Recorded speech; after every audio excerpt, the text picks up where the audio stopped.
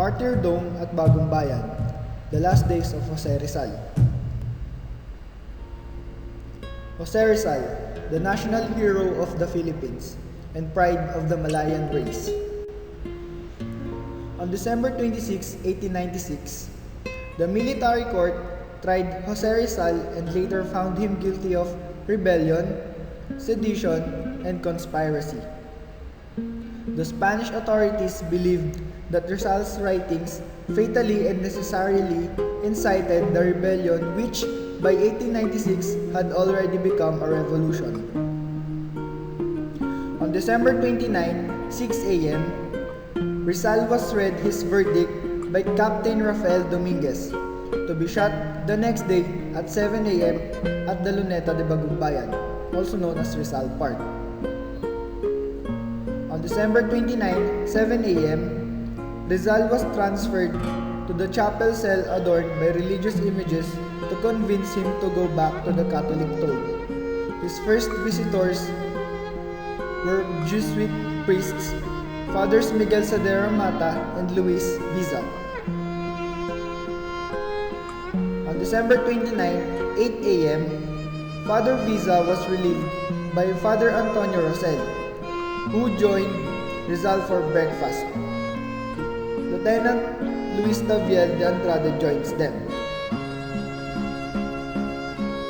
On December 29, 9 a.m., Father Federico Faura, who once said that Rizal would lose his head for writing the Noli Me Tangere, arrived.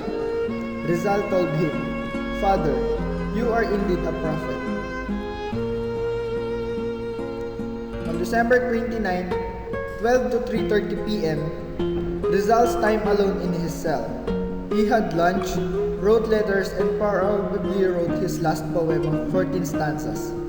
The untitled poem was later known as Mi Ultimo Adios, My Last Farewell. Rizal's alcohol burner, a gift from Pardo de Taveras, where he hid his last poem.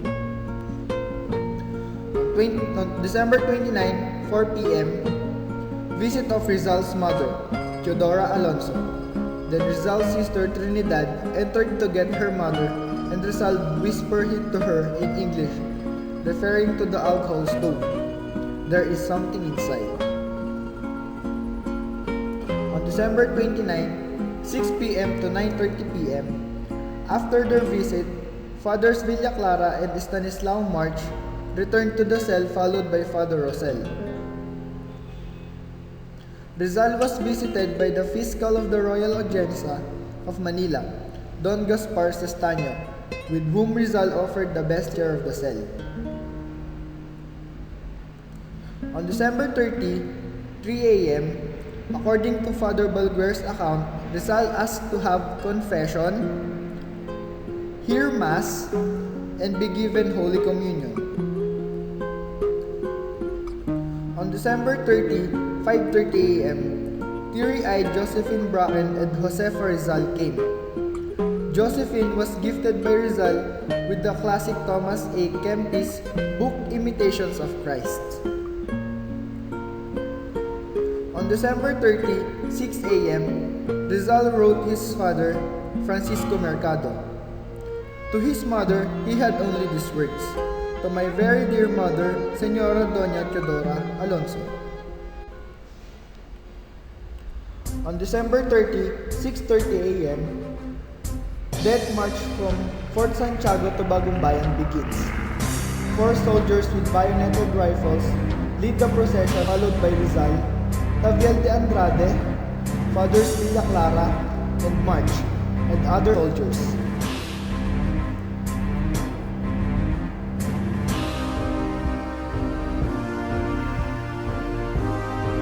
On December 30, 7 a.m., Rizal, after arriving on the execution site of the Luneta de Bagong Bayan, was checked with his pulse by Dr. Felipe Ruiz Castillo.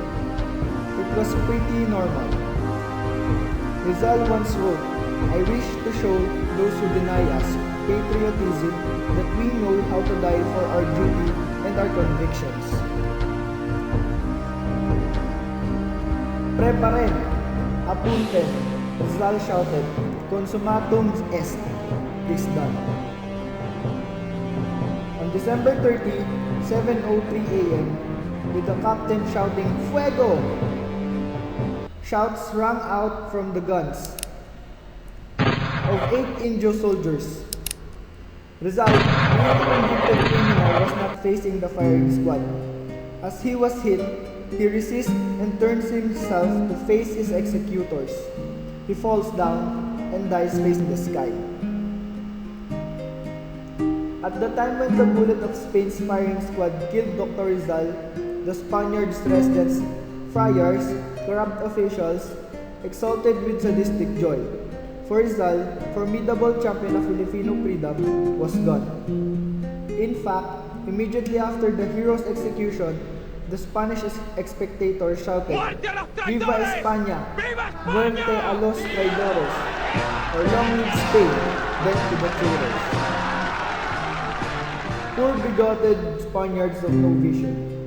They were fully unaware of history's inexorable tides. For the execution of Rizal presaged the foundation of an independent nation.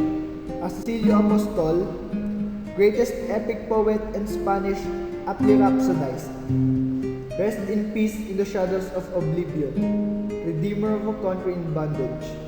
In the mystery of the grave, do not cry. Heed not the momentary triumph of the Spaniard, because if a bullet destroyed your cranium, likewise your idea destroyed an empire."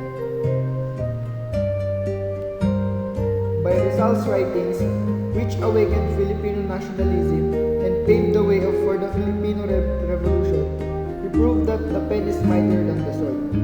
As many splendored genius, writer, scientist, and political martyr, he richly deserves history's salute as the national hero of the Philippines.